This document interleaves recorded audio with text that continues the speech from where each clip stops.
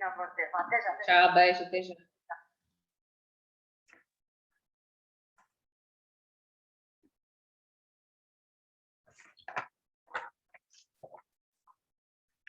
Ora, boa tarde a todos. Vamos dar início a esta sessão de esclarecimento. Bem-vindos. Esta sessão de esclarecimento está inserida no ciclo de conferências Rubik, que visa apresentar e discutir temas da atualidade com influência no território. Terá a duração aproximada de 45 minutos, reservando-se um período final de perguntas e respostas que terminará por volta das 18 horas. Qualquer questão que tenham, poderão fazê-la no bate-papo, que será respondida no final da conferência.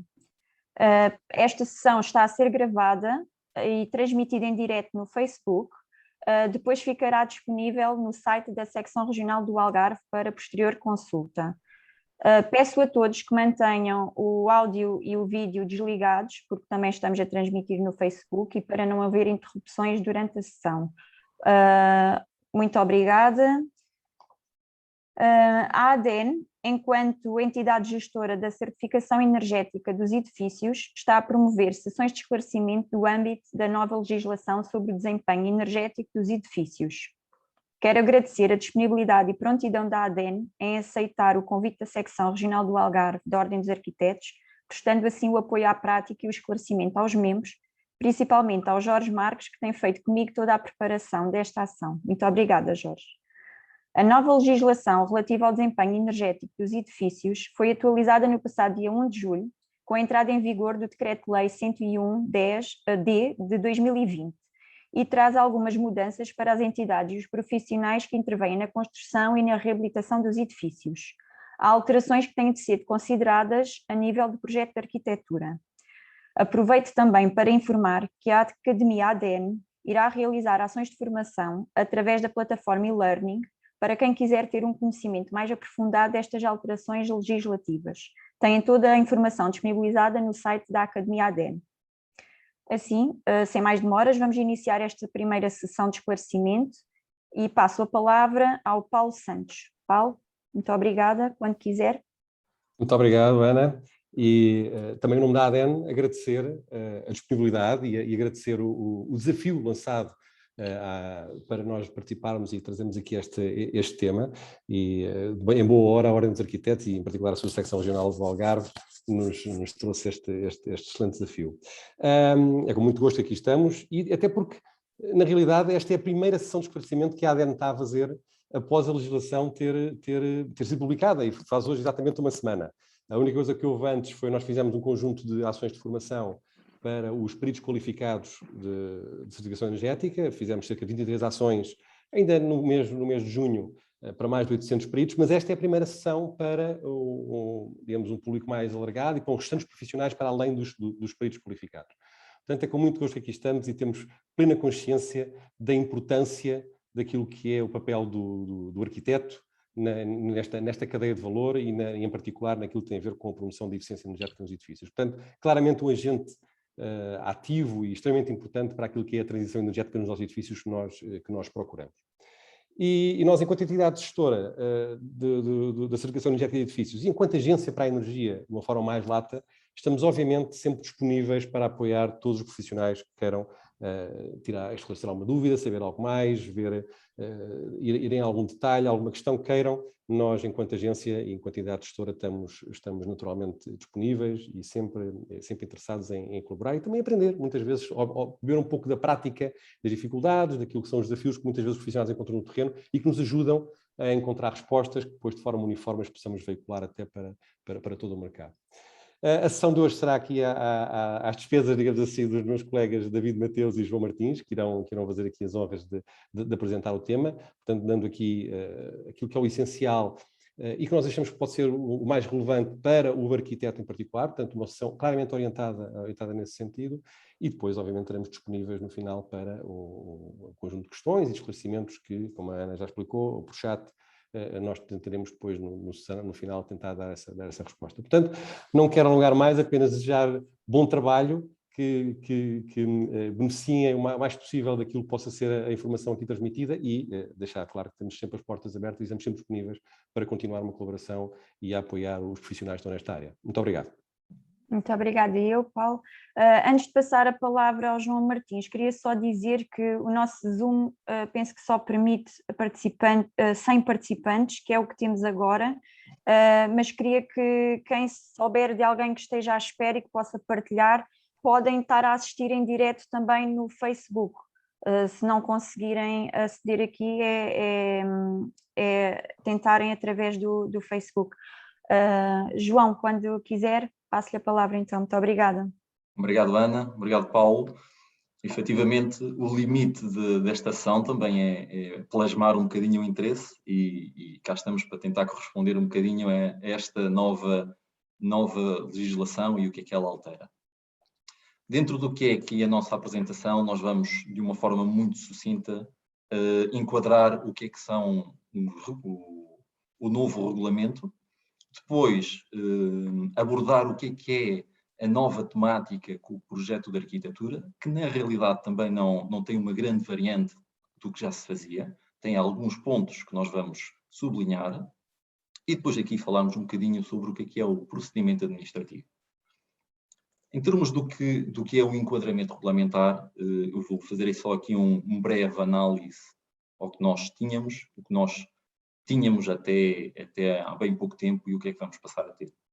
Um bocadinho aqui fazendo a transposição do que é que foi o parque edificado durante estes décadas de construção, edifícios sem requisitos, eles foram construídos e nós falamos ali de 3,8 milhões de alojamentos onde não havia nenhuma obrigação legal, nenhum requisito associado a ele.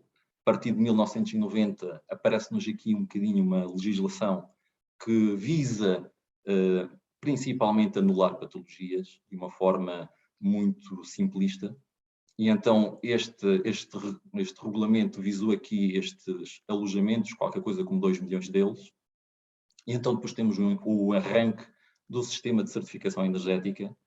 Com ele, a partir de 2006, há efetivamente mais requisitos, uma procura de eficiência energética maior, e então este sistema já abrange aqui todos estes edifícios que foram construídos desde 2006, já como é natural temos aqui um volume muito mais pequeno do que o que foi construído até então. A evolução deste sistema, o que vem é reforçar os requisitos e a procura de eficiência energética, não só com a redução dos consumos de energia, mas também com complementá-la com energias renováveis. E então também a abrangência destes edifícios, depois um bocadinho mais curta, o certificado energético vem, obviamente, dar aqui uma garantia de qualidade, mas também há aqui um reforço que é importante, que a nova regulamentação também vem procurar, é conseguirmos fazer aqui este trabalho de reabilitação do que nós tínhamos para trás. Em termos do que é a nossa evolução, muito rapidamente, nós começamos com estes edifícios que consumiam energia e que tinham poucas ou nenhumas preocupações. A partir de 1990, com aquela regulamentação para eliminar patologias, apareceu que esta problemática que foi tentada resolver através do incremento de isolamento. Depois, com o sistema de certificação energética, começa a aparecer as tais energias renováveis, com os coletores padrão, os coletores solares para energias renováveis para aquecimento da água sanitária, o aumento do isolamento e, agora mais no nosso futuro, edifícios de necessidades quase nulas, o Gen Z, que nos obrigam aqui a uma panóplia de energias renováveis, reduzir necessidades, aumento das soluções passivas através do isolamento, de forma que os nossos edifícios nos deem conforto, mas que consumam cada vez menos. Dentro do que é estas evoluções, todas elas foram suportadas um bocadinho no que é as diretivas europeias e a transposição para a legislação portuguesa através dos regulamentos que vocês bem conhecem. O 78, de 2006, o Decreto-Lei 118 de 2013, que esteve vigente até há bem pouco tempo, e agora este arranque e esta nova temática do Decreto-Lei 101D, que vem e vai ser o nosso tema de hoje, alterar ou ajustar algumas coisas. O impacto não é assim tão dramático, contudo, tem aqui alguns ajustes, que é o que nós vamos falar agora. Em termos da legislação, ela está organizada em 12 diplomas. Fazemos só aqui referência aos 5 mais importantes para aqui a temática de hoje. A Lei 58, que ela está em alteração, mas que de uma forma simples plasma o que são os técnicos do SCE e os requisitos associados ao acesso à sua profissão. O Decreto-Lei 101D, que de uma forma genérica trabalha como um chapéu de todo este regulamento, e depois uma portaria e 2 despachos que são efetivamente o ponto essencial. A portaria 138I, que define os requisitos mínimos para tudo o que é construção, seja envolvente, opaca e envidraçada, e os sistemas técnicos. Os despachos que estão aqui indicados, o despacho E e o despacho H, têm muito a ver com a atuação do perito qualificado, e eu também já vou dar nota disso. Dentro do que é este processo de licenciamento e o que transporta o Decreto-Lei 101D, não é muito diferente do que os colegas já estão habituados. Há, efetivamente, aqui um processo de uma construção de um edifício novo. Este processo de licenciamento obriga a que os colegas arquitetos e projetistas das especialidades tenham de desenvolver os seus projetos. O que o 101D vem agora plasmar, através também desta portaria de requisitos, é que todos os projetos tenham de plasmar no seu conteúdo o cumprimento dos requisitos. E então daí os requisitos estarem aqui associados aos arquitetos e projetistas. O que é que acontece? Quando chegamos ao desenvolvimento dos projetos, o perito qualificado tem de fazer o seu trabalho de emissão do certificado. Como é que ele vai fazer? Vai beber da informação que está nesses projetos. O perito qualificado tem a responsabilidade, entre outras coisas, de fazer a verificação dos requisitos de desempenho energético e do conforto térmico. O que é que acontece? Este requisito de desempenho energético pode, oriundo das necessidades do GENSEB e das obrigações que constam aqui do despacho E, que são os indicadores, necessitar de um cálculo acrescido, ou seja, o perito faz o cálculo e pode perceber que o cumprimento dos requisitos que estão plasmados nos projetos dos colegas, tanto da arquitetura como das especialidades, pode não ser suficiente para o cumprimento deste desempenho energético ou do indicador de conforto térmico.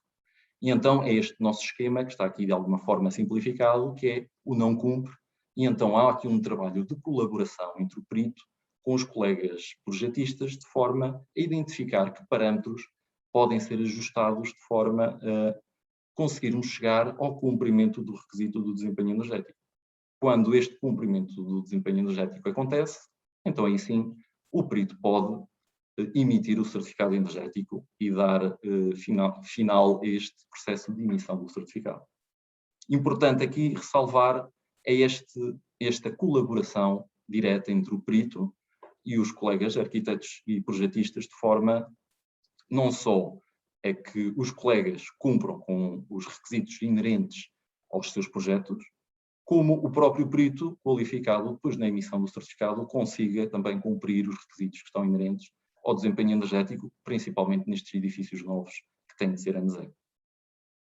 Dentro do que é o Decreto-Lei 101D, ele apresenta-se nesta estrutura, é um chapéu, o chapéu é dos edifícios, e depois temos aqui o que são 3 pilares essenciais: requisitos, obrigações legais e o próprio sistema de certificação energética. Nós, dentro do que é a temática, e principalmente aqui os colegas de arquitetos, vamos fazer aqui um foco essencial nos requisitos que são da envolvente opaca e envidraçada. E vamos fazer este enfoque nestes 2 temas porque, efetivamente, dentro do que é este artigo 6º do Decreto-Lei 101D, plasma-se quais são as responsabilidades que cada projeto deve apresentar em termos de requisitos. Como é óbvio, e nós não vamos, nem eu quero também ler a legislação ponto a ponto, nós fizemos aqui um pequeno e breve resumo. O que é importante é que nós podemos transmitir é que cada projeto tem de plasmar o cumprimento dos requisitos dentro do que é a sua responsabilidade. E este artigo 6º dá nota disso mesmo.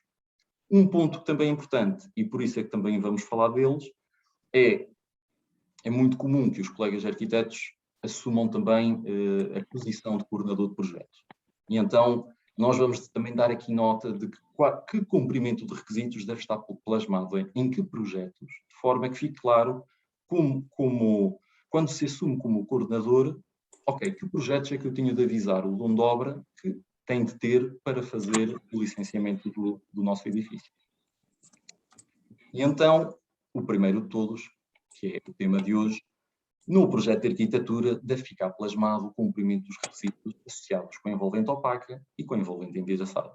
Nós mais à frente vamos ver efetivamente o que é que isto quer dizer e de que forma é que isto deve ser feito, mas fica já a nota, dentro do que é o projeto de arquitetura, tem esta responsabilidade, envolvente opaca, envolvente envidraçada. No tema dos sistemas técnicos, o que existe para cumprimento de requisitos de ventilação e sistemas de climatização, a obrigatoriedade de que exista um projeto de AVAC que contemple o cumprimento destes requisitos. Se não existir climatização, não é necessário. No tema da ventilação, normalmente é um requisito obrigatório para qualquer edifício de habitação ou serviços, como terá de existir. No caso dos sistemas de preparação da água quente, o que acontece é a alternativa de este cumprimento de requisitos ficar plasmado também num projeto AVAC, ou poder ficar plasmado num projeto de prediais ou de instalações de equipamentos de água e esgoto. Qualquer um deles é válido, desde que fique plasmado e o cumprimento dos requisitos inerentes à preparação da água quente. O cumprimento dos requisitos, tanto para sistemas de iluminação como para sistemas de produção de energia elétrica, é efetuado através de um projeto de instalações elétricas ou um projeto de alimentação e distribuição de energia. No caso de sistemas de automação e controlo, esta verificação de requisitos é, efetivamente, no projeto da sua especialidade, da gestão técnica centralizada. Os requisitos obrigatórios para instalações de elevação têm, efetivamente, também o seu projeto de especialidade. No caso das infraestruturas de carregamento de veículos elétricos, que é uma obrigatoriedade que este Decreto-Lei 101D agora acresce, efetivamente, dentro do que são as obrigações dos edifícios, há esta obrigação de prever infraestrutura para carregamento de veículos elétricos e este requisito também deve estar plasmado no projeto de instalações elétricas. Um ponto que também é importante e que de alguma forma faz sentido nós darmos nota, em termos da subscrição destes projetos e quem o pode fazer, fica da competência das ordens profissionais fazê-lo. Este é um ponto que também já está plasmado no próprio Decreto-Lei, ou seja, as ordens profissionais é que são responsáveis por este tipo de indicação. Um ponto que não é novidade e que muitos colegas também já o farão, mas que cumpre sempre assinalar, é que os projetos, como é óbvio, terão de verificar o cumprimento dos requisitos e então têm de ter um detalhe suficiente no seu desenvolvimento que possibilite a demonstração desse mesmo cumprimento. Dou só uma última nota associada aqui a este artigo 5º do Decreto-Lei, que é as entidades que, de alguma forma, têm a responsabilidade de assegurar a verificação do cumprimento de requisitos, variam um bocadinho. Em edifícios novos ou renovados, com licenciamento ou com controle prévio, a entidade responsável para assegurar a verificação do cumprimento dos requisitos, ou seja, quem vai solicitar o termo de responsabilidade e o projeto inerente a ele, são as entidades licenciadoras. No caso de renovações de edifícios sem controle prévio, essa responsabilidade cai no empreiteiro que executa a obra ou na eventualidade de algum técnico qualificado que seja contratado pelo dono de obra. De uma forma muito simplista, mas acho que objetiva, tentei aqui dar nota do que é estas obrigações ou estes ajustes que o 101D vem plasmar em termos de projeto. O que é que acontece agora? o que nós vamos ver agora neste tema é, efetivamente, o que é este cumprimento de requisitos que devem constar, tanto na envolvente opaca como na envolvente envidraçada. Que o meu colega David vai fazer o exercício de vos conseguir clarificar o que é efetivamente estes requisitos. David?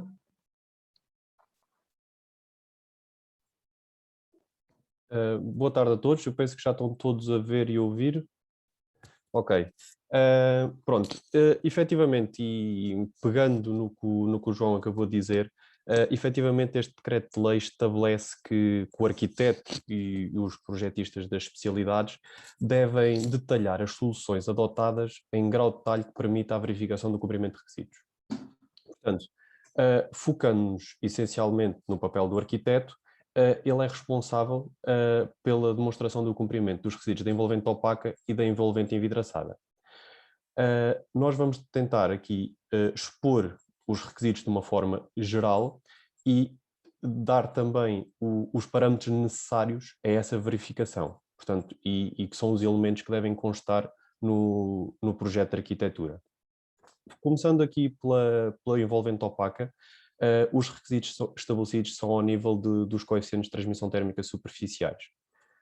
Portanto, a portaria 138I, portanto, essa é a portaria que estabelece os requisitos dos componentes, e entende-se por componente um elemento da envolvente ou um sistema técnico. Portanto, essa portaria estabelece os requisitos ao nível do coeficiente de transmissão térmica.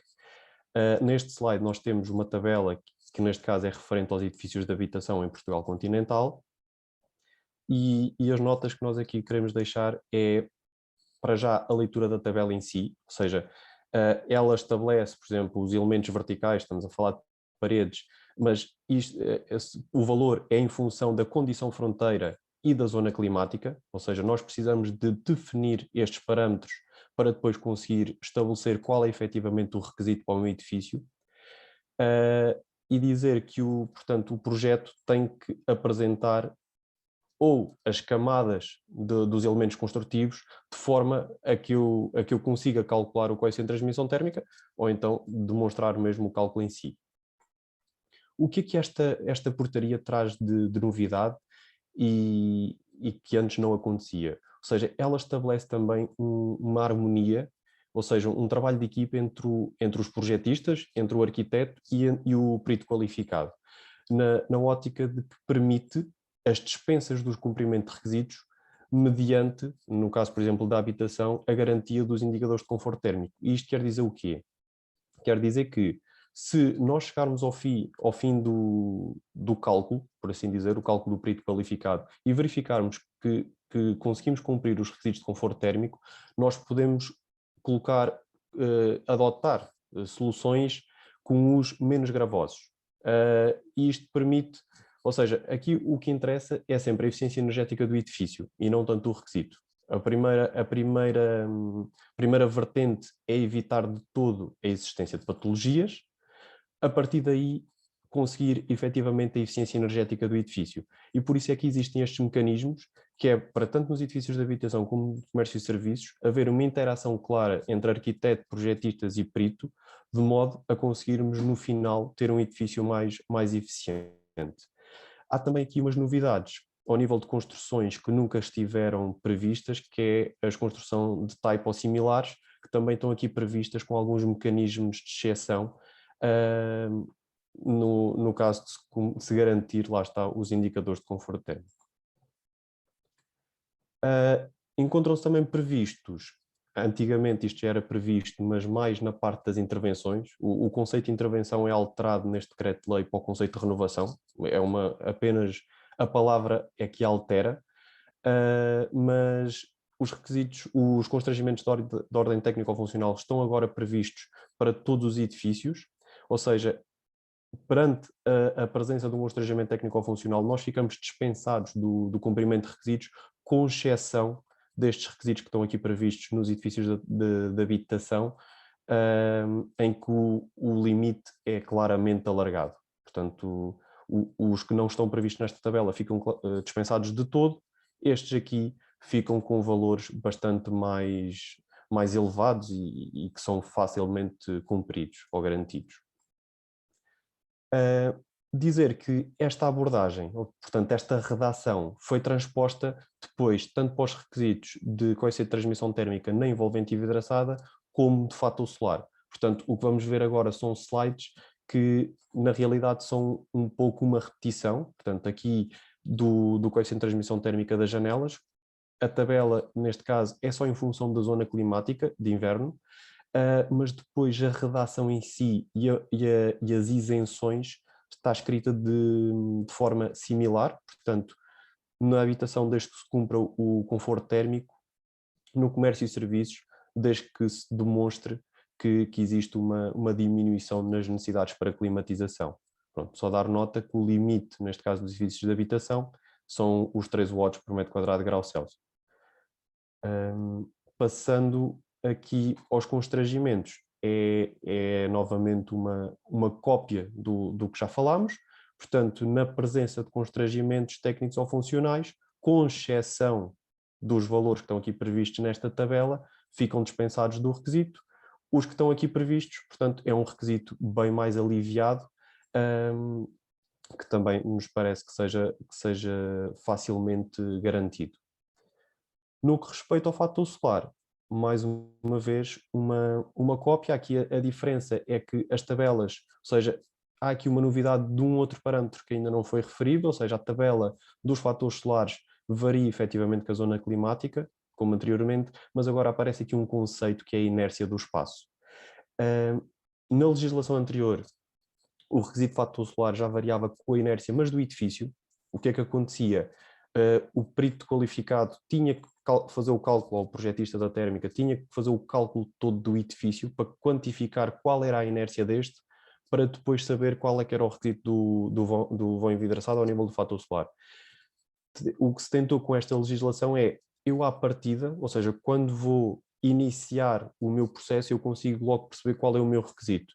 E, portanto, é uma inércia, digamos, simplificada, ela é vista espaço a espaço, e na realidade nós só precisamos distinguir se ela é fraca ou não, porque na habitação temos um requisito para fraca e depois outro para médio ou forte, e nos edifícios de comércio e serviços é independente. Só dar mais uma nota aqui, que este requisito depois tem em conta vários elementos, como dispositivos de proteção solar, elementos de sombreamento, como palas, como a própria arquitetura do edifício, se tivermos um edifício em L ou em H, pronto, tem em conta também a própria arquitetura do edifício e a orientação do vão. No que respeita aos constrangimentos técnicos ou funcionais, na presença destes, portanto, aqui não existem valores alternativos, portanto, caso eles existam, o vão envidraçado fica dispensado do requisito referente ao fator solar. Portanto, agora aqui dar uma exposição dos parâmetros que nos levam a conseguir primeiro identificar quais são os requisitos que nós temos e depois como é que os podemos calcular. Portanto, como vimos, as tabelas variam com as zonas climáticas.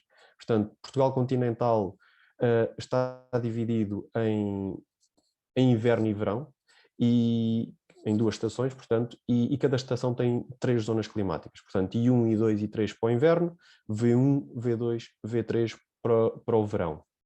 Portanto, e cada localização, portanto, tem que ser identificada ou caracterizada com uma zona climática de inverno e com uma zona climática de verão. Portanto, tudo o que são elementos do envolvente opaca, o requisito varia consoante a zona climática de inverno. Quando falamos de vãos envidraçados, onde a preocupação é o sobreaquecimento, eles variam com a zona climática de verão. Como é que eu obtenho esta caracterização do zonamento climático? De uma forma muito simples, através de uma folha de cálculo disponibilizada pela Direção-Geral de Energia e Geologia, onde apenas temos 2 inputs, que é o concelho e a altitude do local. Portanto, com estes 2 inputs, e como veem aqui neste diapositivo, estamos aqui a falar de um concelho de Faf, a uma altitude de 426 metros, portanto temos uma zona climática de verão V2 e inverno I2. Alternativamente, nós podemos calcular todos estes parâmetros e a metodologia de cálculo está transposta, está prevista no manual SCE, que é um dos despachos que vimos no início.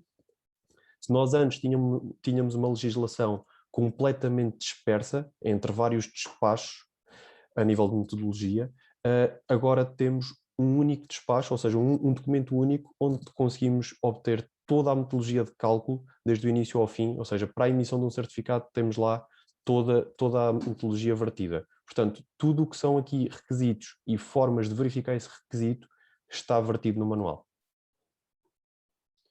Falando agora do conceito de área útil de pavimento. Portanto, primeiro perceber porque é que este conceito é importante. Como vimos, nós vimos que os requisitos variam em função da condição fronteira. Ou seja, a condição fronteira é se eu do outro lado tenho um ambiente exterior, se eu do outro lado tenho um ambiente que é um espaço interior não útil, se eu tenho o solo. Portanto, é importante definir quais são as zonas do meu edifício que realmente carecem de conforto térmico e de cuidado para o utilizador e para o ocupante. Portanto, a área útil de pavimento, na realidade, é o somatório dos espaços interiores úteis, da área dos espaços interiores úteis, que são espaços com condições de referência, e eu aqui passo a ler a definição, porque ela, na realidade, diz tudo, que para efeito de cálculo das necessidades energéticas se pressupõe aquecido ou arrefecido de forma a manter uma temperatura interior de referência de conforto térmico, isto é, ou seja, é um espaço onde se pretende ter o conforto térmico, ou seja, o conforto humano. Por oposição, temos obviamente o espaço interior não útil, portanto, o que nós pretendemos a nível de cálculo e a nível de concepção dos edifícios é tratar estes elementos de separação entre os espaços interiores úteis e os demais ambientes que estejam do outro lado.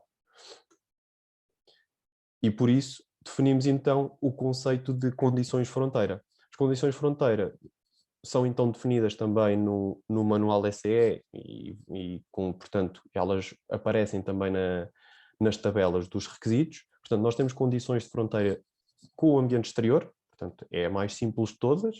Do outro lado eu tenho rua, por assim dizer. Temos a condição fronteira interior, que depois se divide entre duas condições fronteira, que tem em conta o BZTU. Temos uma condição fronteira que é sem trocas térmicas e temos a condição fronteira solo.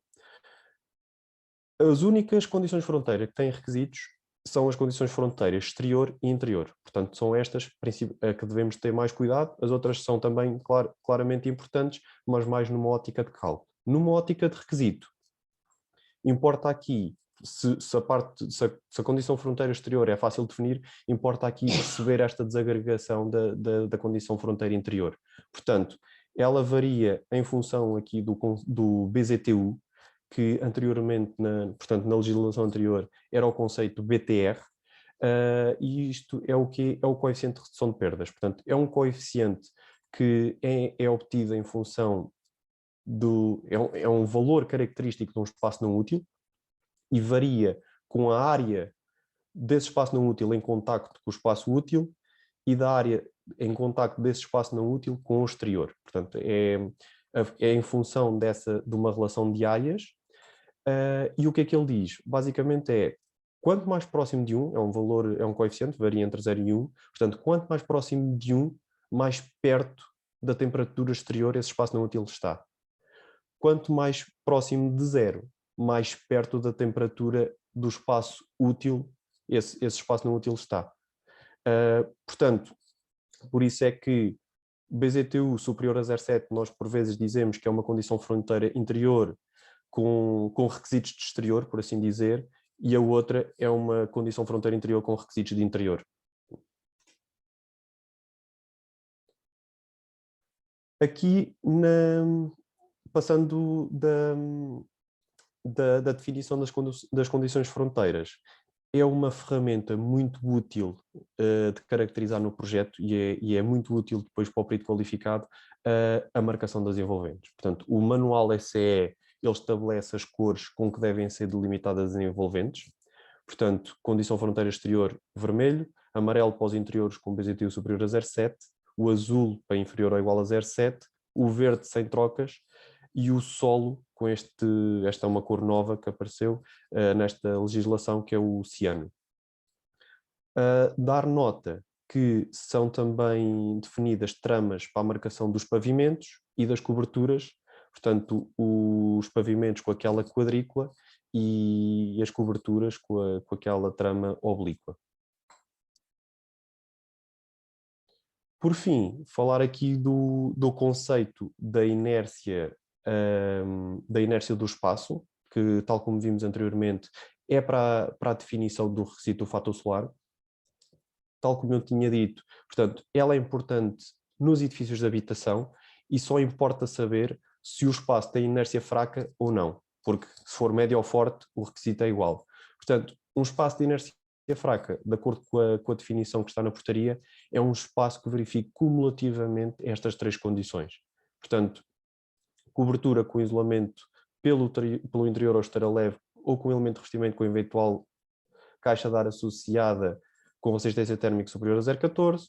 Depois temos aqui uma condição também para os pavimentos e uma condição similar para as paredes. Aqui reforçar que são condições cumulativas, caso não verifique estas condições cumulativamente, portanto temos uma inércia média ou forte e isto tem muito impacto, basta olhar para a tabela, porque os valores são claramente mais exigentes, ou seja, muito mais exigentes numa inércia fraca do que numa média ou forte.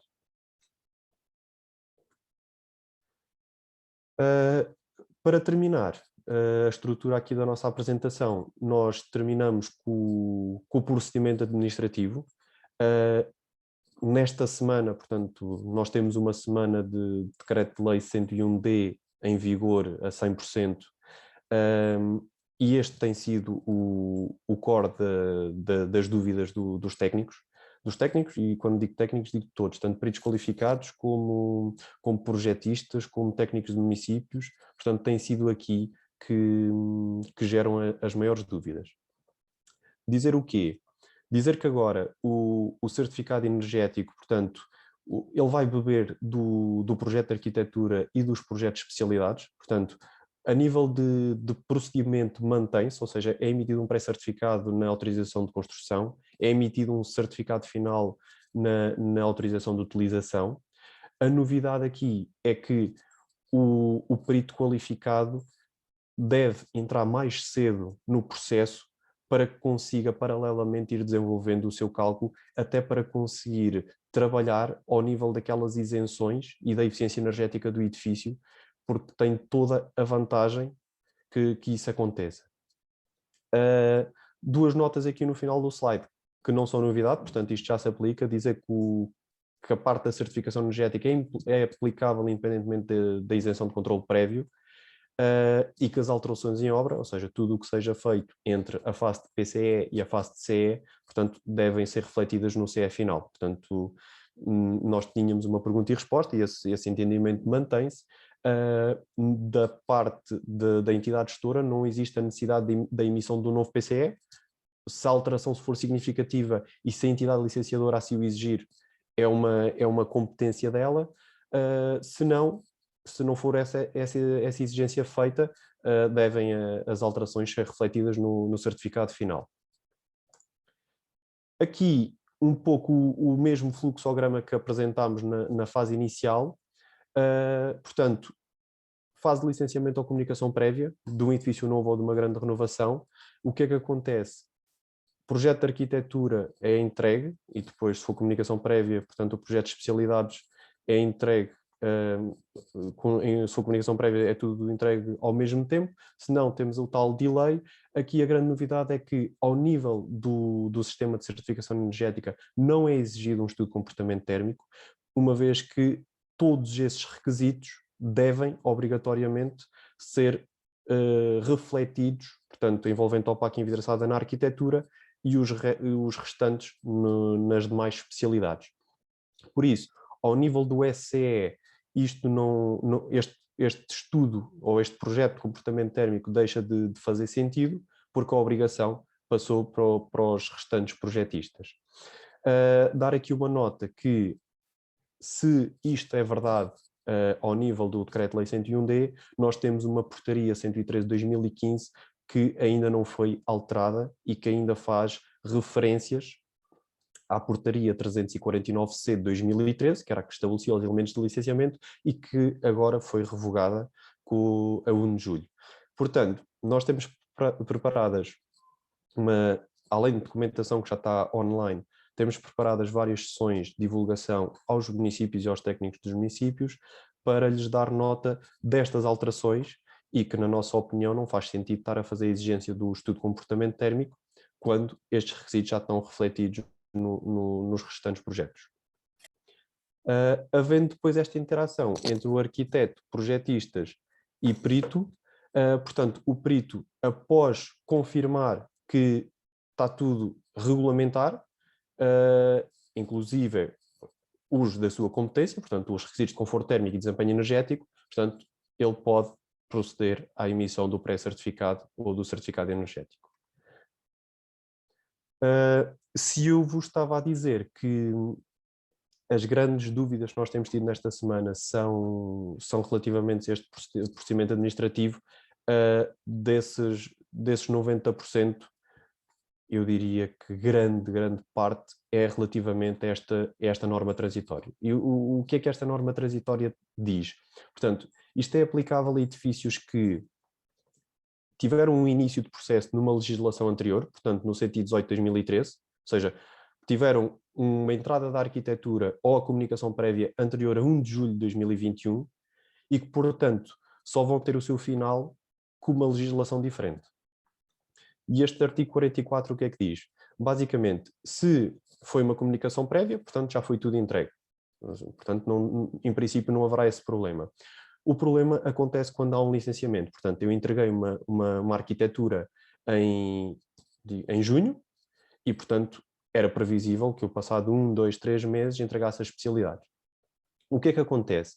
O pré-certificado é um documento exclusivamente para edifícios novos ou sujeitos a grande renovação. Os edifícios anteriores a 1 de julho passam todos para edifícios, são enquadrados como edifícios existentes. Portanto, um edifício novo é aquele que é licenciado após 1 de julho de 2021. Portanto, o que é que acontece? Não é possível emitir um pré-certificado para estes imóveis.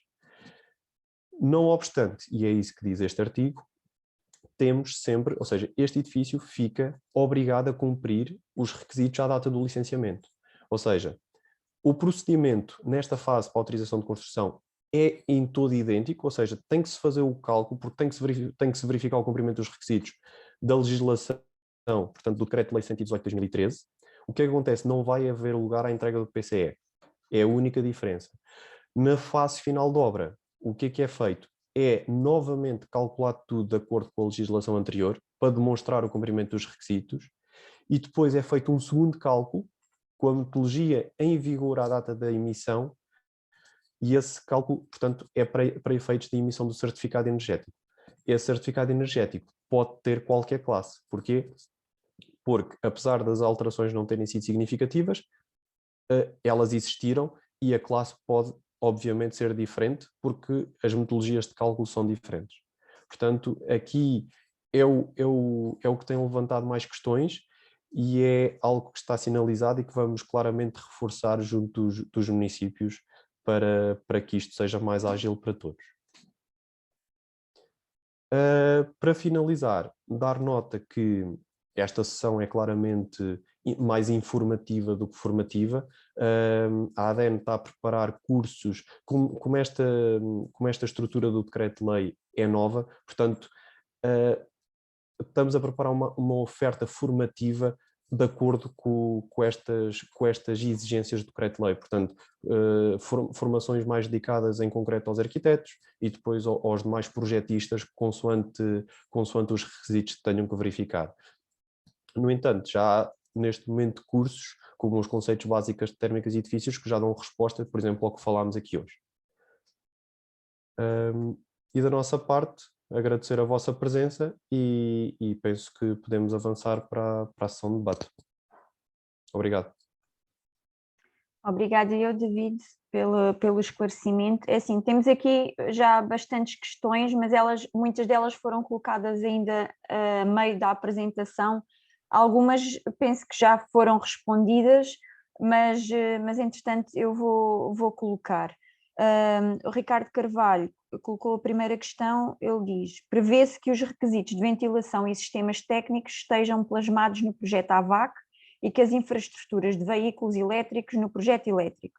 No licenciamento de edifícios de habitação, estes projetos não são solicitados pelas entidades licenciadoras. Como proceder? Os elementos instrutórios dos processos de licenciamento vão ser alterados? Pronto, isto já foi de certa maneira respondido, mas se puder fazer só assim uma síntese, por favor, David. Sim, claro. A resposta é sim, ou seja, tudo o que o Decreto-Lei 101 diz é que tudo o que são requisitos de componentes, portanto, em elementos de envolvente ou sistemas técnicos, têm que estar refletidos nos respectivos projetos.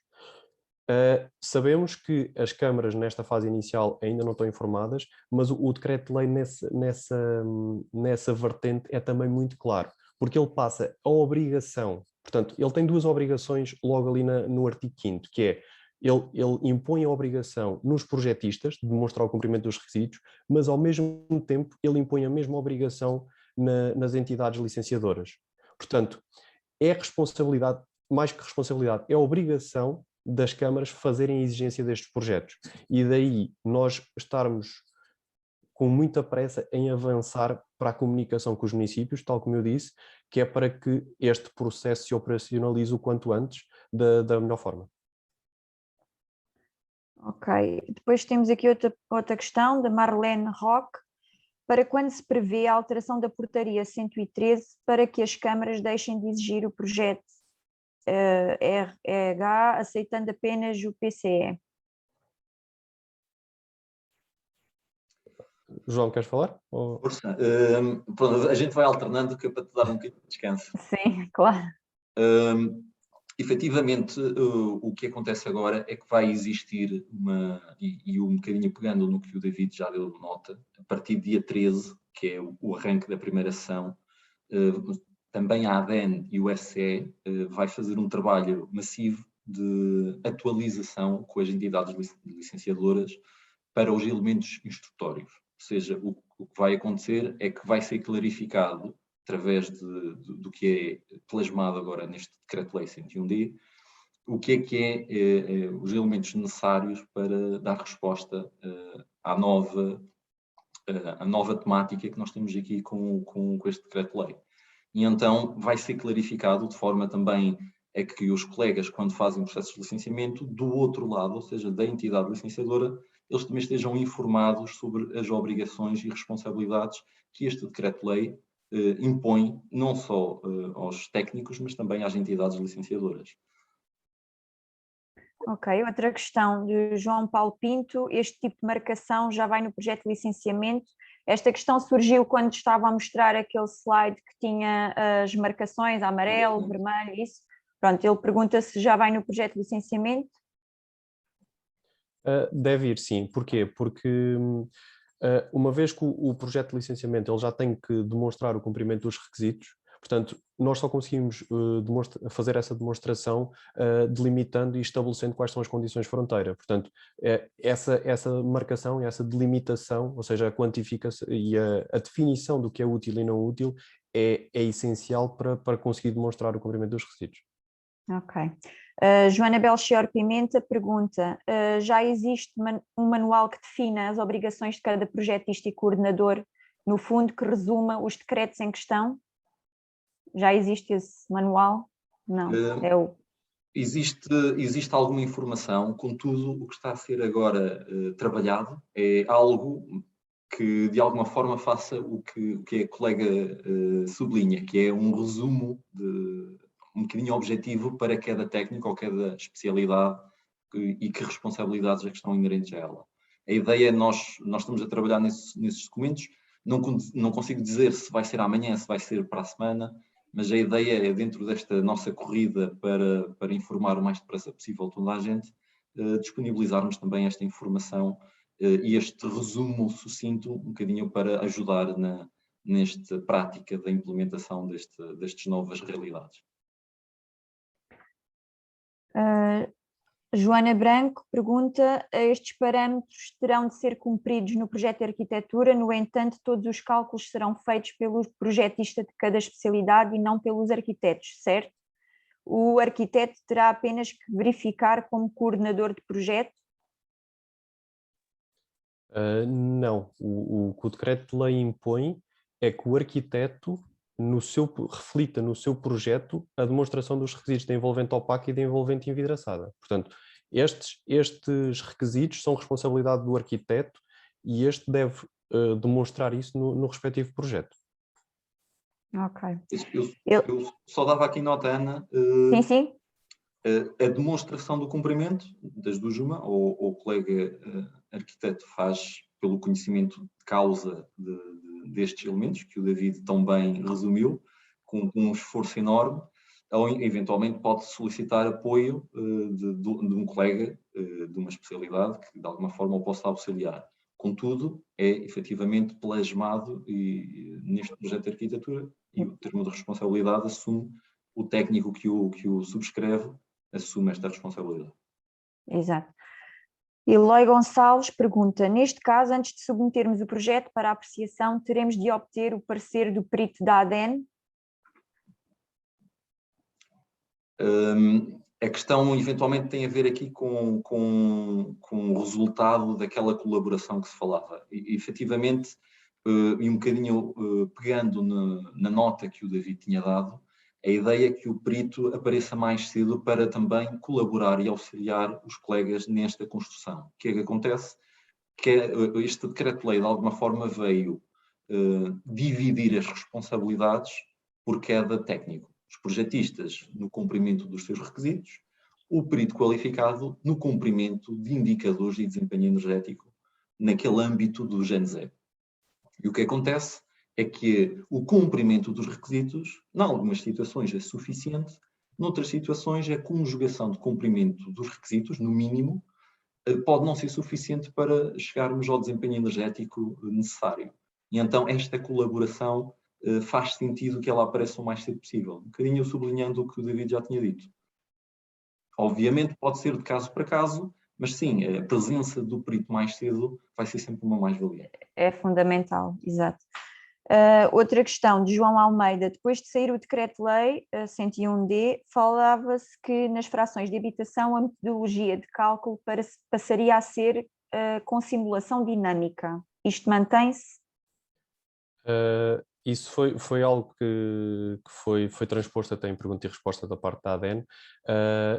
As metodologias de cálculo que foram agora publicadas são praticamente, ou seja, estão praticamente inalteradas em relação ao que tínhamos antes. Portanto, a resposta é não avançou para uma simulação dinâmica horária. Portanto, na habitação mantemos a simulação, o cálculo sazonal, inverno-verão, e não temos qualquer expectativa de quando é que isso possa acontecer ou se vai acontecer. Ok.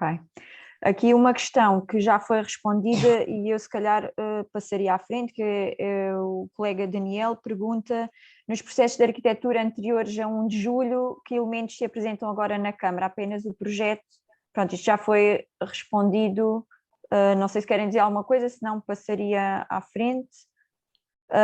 Marlene Roque diz: mas a portaria 113 ainda está em vigor, vamos ter o caos nas câmaras. Pronto, isto também já foi explicado, os processos que entram ainda com esta portaria em vigor, mas que entretanto transitaram, como é que deverão proceder, já foi respondido.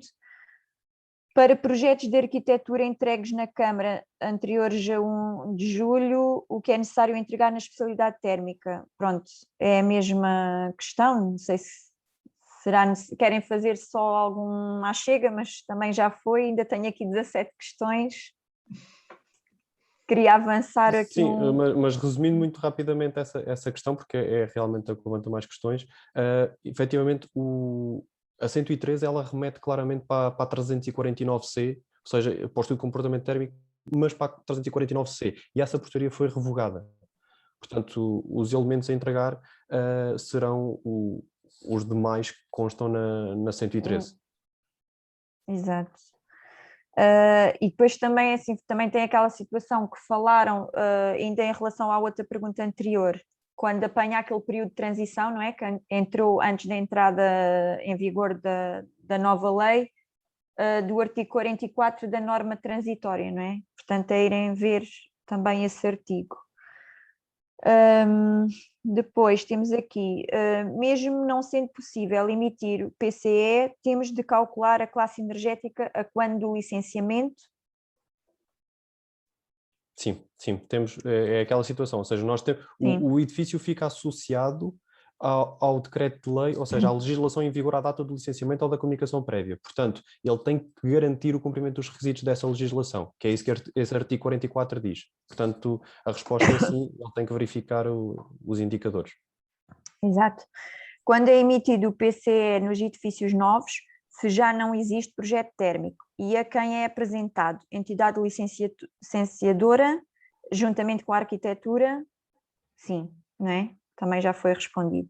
Diria que eventualmente é também clarificar, acho que já tínhamos dito, mas nunca fica mal reforçar. Para tudo o que são edifícios novos, ou seja, que nasçam em licenciamento após o 1 de julho de 2021, a emissão do pré-certificado é baseado nos vários projetos e várias especialidades. E nesses projetos, seja arquitetura ou especialidades, fica plasmados os requisitos inerentes ao edifício. E depois o pré-certificado que o perito vai emitir é baseado nessa informação. Ok. Depois temos aqui do arquiteto Ricardo Pina, não é uma questão, mas é uma exposição, digamos. Diz, este processo vai encarecer o projeto de arquitetura na fase de licenciamento. Caso o projeto de arquitetura não seja aprovado e que tenha de ser alterado, todo o trabalho com o perito tem de ser repetido. Não consigo perceber a vantagem desta questão não ser tratada como uma especialidade. Não sei se querem fazer algum comentário, embora não seja uma questão.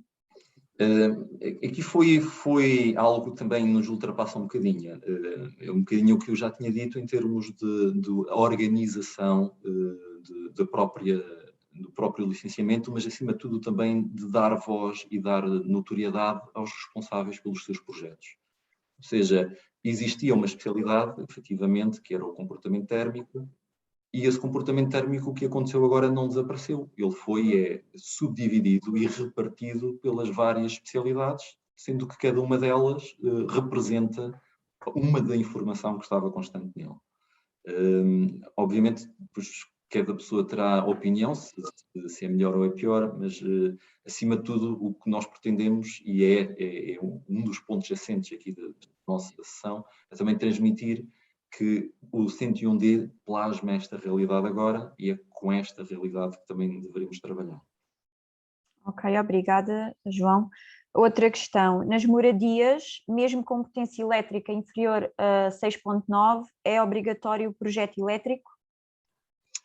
O que acontece nas moradias, e era muito comum, era o que se entregava na Câmara era a ficha eletrotécnica. Exato. O que acontece agora é, com a obrigação de os edifícios terem uma infraestrutura para carregamento de veículos elétricos, se for no caso das moradias, é efetivamente a infraestrutura, é necessário um projeto de instalações elétricas por uma razão muito simples. Não só a ficha eletrotécnica, porque per si não contemplava isso, tem de existir agora este projeto que contemple as linhas de alimentação, que preveja a potência mínima necessária, há uma portaria, e agora vou dizer de cabeça, se eu não estou em erro, acho que é a portaria 220 de 2016, que prevê a potência mínima para esta alimentação de veículos elétricos. E então toda esta informação, todo este dimensionamento tem de ficar plasmado num projeto que até à data a ficha eletrotécnica não transpunha. E então este artigo 6º do Decreto-Lei 101D, o que vem é dar esta indicação desta necessidade de existência de um projeto de instalações elétricas que também, de alguma forma, dê cumprimento a estes requisitos. E um deles é, efetivamente, este da infraestrutura de carregamento de veículos elétricos. Ok. Pergunta de Patrícia Silva. Para projetos de arquitetura entregues na Câmara anteriores a 1 de julho, sob um pedido de informação prévia, fica sujeito à nova legislação? Aqui no caso da informação prévia e não dos licenciamentos ou comunicações prévias que falámos. Esse entendimento mantém-se, ou seja, essa data do pedido não conta, portanto, conta depois a data da entrega do licenciamento ou da comunicação prévia. Ok. Catarina Fernandes, aqui falamos de construção nova e renovada. Quais são os requisitos a verificar para a construção existente? Existe alguma portaria específica para estes edifícios? Os edifícios existentes, eles nunca tiveram requisitos, nunca tiveram sujeitos, ou seja, edifícios anteriores a 2006, eles nunca tiveram sujeitos a requisitos. Este novo decreto-lei traz efetivamente uma novidade para existentes, mas é para grandes edifícios, ou seja, há ali uma obrigatoriedade deles instalarem um sistema de gestão técnica centralizada quando a potência de climatização for superior a 290 kW, se a memória não me falha, e há ali uma obrigação de instalação de postos de carregamento de veículos, para veículos elétricos. Eu acho que são 2 em cada 20 lugares, se a memória não me falha, e estes requisitos são obrigatórios de implementação até 31 de dezembro de 2024 e 31 de dezembro de 2025. Um deles é 24, o outro deles é 25. Portanto, até essas datas vão ter que cumprir esses requisitos os existentes. Ok. Filipe Ribeiro diz, vamos ter de apresentar efetivamente os cálculos ou basta ter os desenhos das composições das envolventes opacas e envidraçadas? É assim, eu, tendo o desenho, tendo os pormenores construtivos, por assim dizer, eu consigo calcular o U. Só que o que diz o decreto-lei é que cabe ao arquiteto demonstrar o comprimento. Portanto, tem que apresentar os cálculos. Deve demonstrar o cálculo, que é para comprovar que é inferior ao limite. Ok. Paulo Afonso, isto quer dizer que deixa de haver um estudo de comportamento térmico, sendo que no projeto de arquitetura tem de estar detalhado os coeficientes dos envolventes opacos e envidraçados. Como tal, deverá ser entregue peça desenhada com as fronteiras. Sim, isto já foi também respondido, é com aquela legenda que apresentaram e tem que apresentar os cálculos. Ele também pergunta, vai ser nossa responsabilidade a conformidade com a lei do técnico que emite o pré-certificado? Pronto, é o tal trabalho de equipa que terá a ser feito com o perito ADEN. Bruno Duarte, relativamente a essas envolventes, que conhecimento temos nós, arquitetos, para as definir e calcular? Espaços úteis? Não, aqui a pergunta não está completa, não sei o que é que dizia a seguir. Não consigo perceber, não está concluída.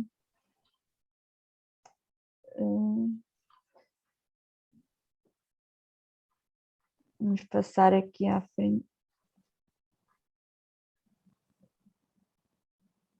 Aqui está, acho que é a mesma pergunta, de Bruno Duarte. Relativamente a essas envolventes que conhecemos, temos nós arquitetos para definir envolventes ou calcular, entre outros, para o cumprimento dos requisitos.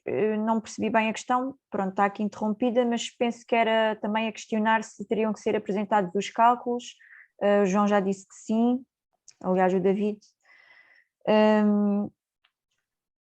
Patrícia Justino, em suma, na legislação 113 já se entregava o pré-certificado em fase de projeto de especialidade. Atualmente na legislação 101 o pré-certificado energético será antecipado e apresentado a quando do projeto de arquitetura?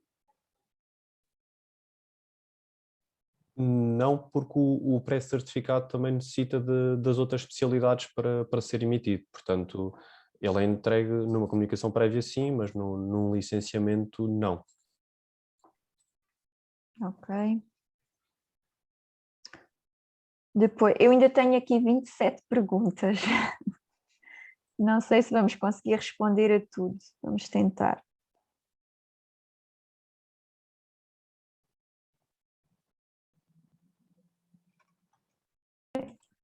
Aqui o som desativado, peço desculpa.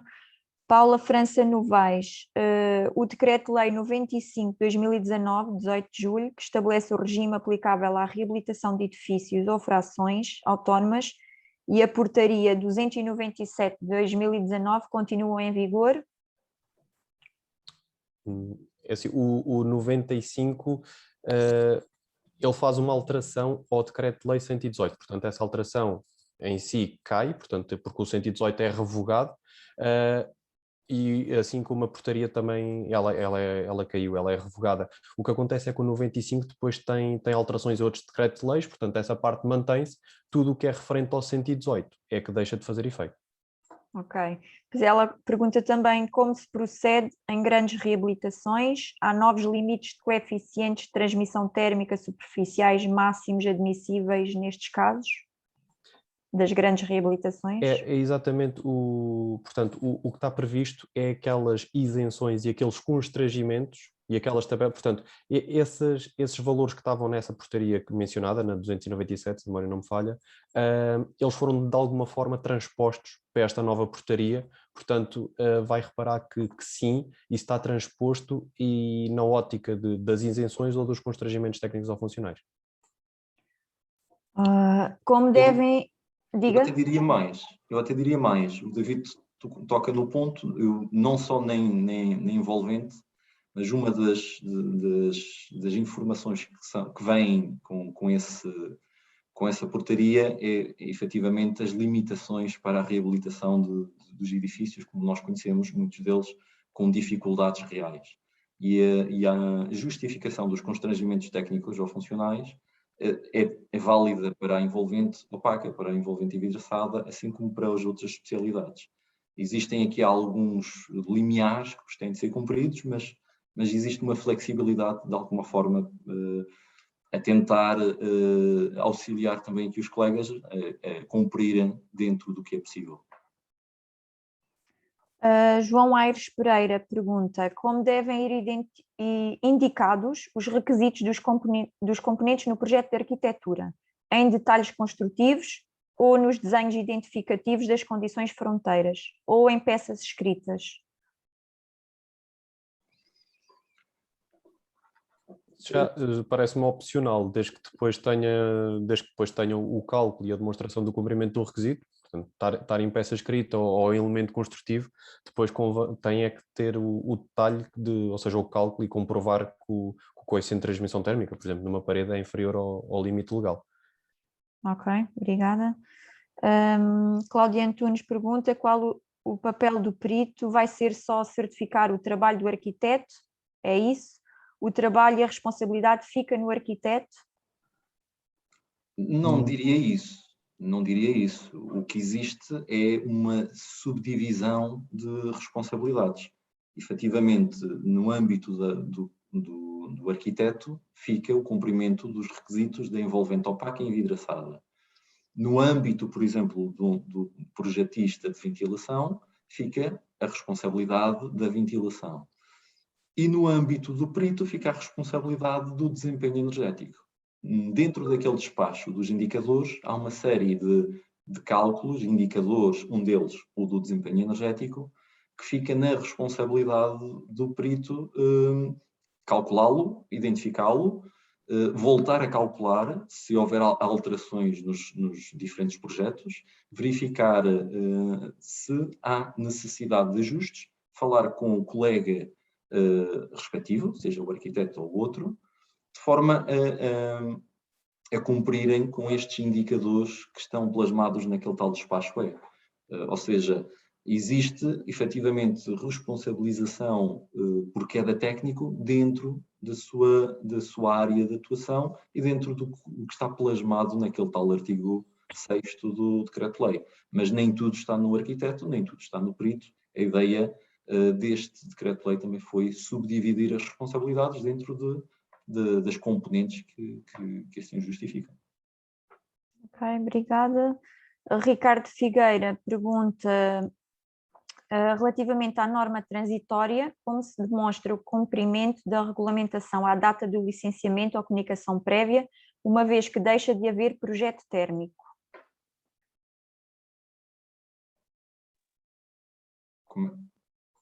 Esse é um trabalho que o perito tem que verificar, portanto, cabe a ele verificar. Portanto, eu penso que a questão seja mais na ótica do licenciamento, portanto, na fase de autorização de construção. Portanto, nessa situação, Como estamos a falar de uma disposição transitória, eu diria que num dos projetos deve vir refletida essa demonstração de cumprimento, do cumprimento dos requisitos. Portanto, sob a forma, nem que seja do projeto térmica, mas deve haver essa demonstração dos requisitos aplicáveis. Filipe Ribeiro pergunta: quem assume a responsabilidade legal pelo cumprimento da legislação da eficiência energética? Cada um dos técnicos projetistas ou o técnico que emite o pré-certificado? O que existe aqui é um bocadinho o que eu já tinha dito. Há requisitos mínimos, plasmados naquela tal portaria 186J. Esses requisitos são da responsabilidade de cada projetista na sua especialidade. Há requisitos que estão um bocadinho detalhados na tal artigo 6º do Decreto-Lei 101D. Neste caso, estando aqui com os colegas arquitetos, a envolvente opaca, a envolvente envidraçada está nesse âmbito. Depois, a responsabilidade do desempenho energético e a conjugação e verificação de que todos os requisitos que os projetos cumprem são suficientes para obtermos o desempenho energético e os indicadores mínimos obrigatórios. É o perito que vai determinar isso, vai fazer os cálculos, vai perceber se efetivamente os projetos dos colegas, com o cumprimento dos requisitos, são suficientes para chegar aos indicadores necessários. Ou seja, há aqui, acima de tudo, um trabalho colaborativo. Os colegas, projetistas, vão, obviamente, fazer os seus projetos a cumprir com a legislação em vigor, como já o fazem desde sempre. E o que existe depois aqui é o colega perito qualificado que vai verificar dentro do âmbito do desempenho energético se é suficiente para aquele edifício, porque um bocadinho como o David já apresentou aqui nestes nossos slides, existem várias zonas climáticas no país e algumas delas pode ser mais simples ou mais fácil, noutras pode ser um bocadinho mais exigente nós conseguirmos cumprir com aqueles desempenho energético mínimo obrigatório. Ou seja, existe aqui uma separação de requisitos e a responsabilidade dos mesmos e depois o desempenho energético do edifício que fica associado ao perito. Ok. Aqui o Luís Carvalho pergunta, gostaria de saber informação sobre as formações da ADEN, se serão gratuitas e se a Ordem dos Arquitetos tem ou não previstas algumas ações de formação. Aqui até posso responder eu, que já tinha dito no início desta sessão que a Academia ADENS irá realizar ações de formação através da plataforma e-learning. É consultar o site da ADEN que terão lá essa informação. A nível da Ordem dos Arquitetos, nós também já tínhamos falado aqui durante a preparação desta sessão que estamos em vias de protocolar com a ADEN, é a nossa intenção protocolar com a ADEN, fazer um protocolo em que poderemos dar descontos aos membros arquitetos que possam aceder a essas formações. Essas novidades serão dadas brevemente. João Martins, relativamente a responsabilidades inerentes, nomeadamente aos cálculos apresentados a quando da entrega de licenciamento, deverá o PQ apresentar termo de responsabilidade, tal já como acontece com o arquiteto, responsabilizando perante a entidade licenciadora dos cálculos apresentados. Pronto, isto também já foi respondido, eu vou avançar. Temos aqui ainda muitas questões. A ADEN irá emitir alguma declaração para o perito qualificado entregar na Câmara a quando da entrega de projeto de térmica sem PCE. A Câmara vai solicitar logo PCE, isto para projetos de arquitetura anteriores a 1 de julho. Isso é um pedido que já foi feito, está em avaliação do nosso lado. De qualquer forma, nesta fase inicial, na parte do nosso site, no se.pt, na parte do institucional, já lá está informação dedicada para os municípios. Portanto, caso os municípios levantem objeções, podem sempre apresentar esse documento ou então remetê-los diretamente para nós. Eu não disse no final da apresentação, a ADEN também tem uma linha de atendimento técnico todos os dias disponível, não só para peritos, mas também para projetistas, arquitetos, portanto, só dar essa nota também. Ok, obrigada. Depois, Pedro Nascimento diz: necessitava que esclarecessem se os coeficientes de transmissão térmica do ITE 50 de 2006 será atualizado. Isso é algo que isso depende do Laboratório Nacional de Energia de Engenharia Civil, portanto não é mesmo connosco, não consigo dar essa informação. Ok.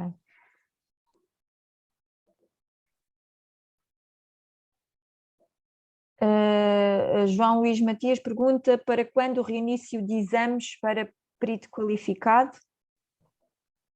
Bom, posso dar indicação. O que existe agora, e por enquanto ainda não existe exames por uma razão muito simples, eu já tinha dado nota, a Lei 58, que é a tal lei que prevê a atividade dos técnicos do SCE e os requisitos para a sua atividade, ela está em análise, está a prever-se alterações já mesma. Só depois destas alterações e com a lei, ou com a alteração de lei já promulgada, é que depois existirá então o avanço para a portaria dos exames e o conteúdo programático dos exames, seja para PQ1, PPQ2 ou para outros técnicos que possam ser plasmados nessa lei. E então só depois desta parte legislativa estar tratada é que depois poderemos então aí sim arrancar com novos exames. A expectativa é que, alguns entre final de setembro e início de outubro, esta realidade aconteça. Contudo, nós, enquanto as peças legislativas não ficarem finalizadas, não temos a certeza de datas. João Aires Pereira pergunta se pode divulgar o contacto da linha de apoio da ADEN, por favor. Penso que isso estará no vosso site. Não sei se tinha aqui algum slide com o número, não? Não, é o número geral do site, basta ir a aden.pt e é o número geral, sim. Ok, obrigada. Paula França Novaes, formação disponível na plataforma da Academia ADEN estará disponível até quando? Pode ficar sempre disponível? Não, aqui penso que não fica disponível, é para os técnicos se inscreverem, não é? É uma formação via e-learning. Exatamente, isto são cursos de formação, nós estamos a preparar agora novas sessões que vão ser programadas e estruturadas agora a muito curto prazo. Depois é uma questão de se inscreverem e pronto, depois atendendo às datas, depois verem também dentro das datas possíveis e a vossa logística, mas nós estamos agora a trabalhar em datas possíveis para arrancar com essas formações. Depois é uma questão de quando elas estiverem disponíveis, verem se adequam um bocadinho à vossa agenda profissional, como é natural. Ok, aqui também em relação à questão de ficar disponível, eu também quero lembrar, porque podem não ter estado aqui logo desde o início da sessão, que esta sessão está a ser gravada e transmitida em direto no Facebook. O vídeo ficará disponível na nossa página de... Peço desculpa. Estava a dizer que o vídeo está a ser transmitido em direto no Facebook e continua lá para poder ser visualizado, e também será, após esta sessão terminar, será carregado no nosso site em oa.sralg.org. Podem aceder ao site, à página eventos, e ficarão com o vídeo lá disponibilizado para verem sempre que considerarem necessário. Surgiu uma última questão da Patrícia Justino, concluindo, basicamente são 3 obrigações: projeto AVAC, projeto elétrico, demonstração e cálculo em projeto de arquitetura. O PCE e o CE final mantêm-se, certo? Sim, eu parto do princípio que aqui esta questão da colega Justino é mais para habitação, não é? Se for questões, se estivermos a falar de comércio e serviços, pois tem sistemas de iluminação, tem a panóplia de sistemas técnicos, mas se for para a habitação, ok, moradias. Sim, ela diz sim, moradias, sim. O projeto da AVAC, onde no mínimo terá de existir o tal requisito de ventilação, que é obrigatório aqui nas moradias, na parte do projeto elétrico para dar resposta ao que nós já falamos, e depois sim, aqui a arquitetura que abraça os requisitos da envolvente. Ok. O PCE final também efetivamente mantém-se, já agora também dou essa nota. Ok. Pronto, terminamos as questões. As questões que eu coloquei aqui, algumas também eram do Facebook, penso que já respondemos a tudo. Quero só tentar concluir dizendo que sempre que há alguma alteração à lei, isto suscita sempre alguma polémica. Como o João e o David disseram, a ADN dispõe dessa linha de apoio e podem sempre consultar mais informação no site da ADN. Peço que o façam porque obviamente haverão muitas outras questões que não se conseguiu responder aqui. Mais uma vez eu quero agradecer a disponibilidade da ADN em colaborar com a Secção Regional do Algarve da Ordem dos Arquitetos. Sempre que estiver ao nosso alcance e que se proporcione, nós queremos continuar a fazer estas sessões de esclarecimento gratuitas, no nosso caso, sempre que for possível. Mais uma vez relembro que a sessão ficará disponibilizada no site e no Facebook, podem ir ver mais tarde. Muito obrigada a todos os que estiveram presentes, obrigada pelas vossas questões, obrigada à ADN e espero que possamos brevemente fazer mais sessões destas sempre que se justificar. Muito obrigada. Obrigado nós. Obrigado também pela disponibilizar aqui esta plataforma. Paulo? É isso mesmo, muito obrigado, é isso mesmo, agradecer a disponibilidade e a iniciativa mais uma vez. Bem-ajam. Muito obrigada, espero que tenha sido útil à prática profissional de todos os técnicos que estiveram aqui presentes. Aqui no Zoom tivemos sempre nos 100 participantes e no Facebook tivemos mais de 200, o que foi excelente. Muito obrigada, uma boa tarde a todos. Boa tarde. Obrigado, Deus, boa tarde.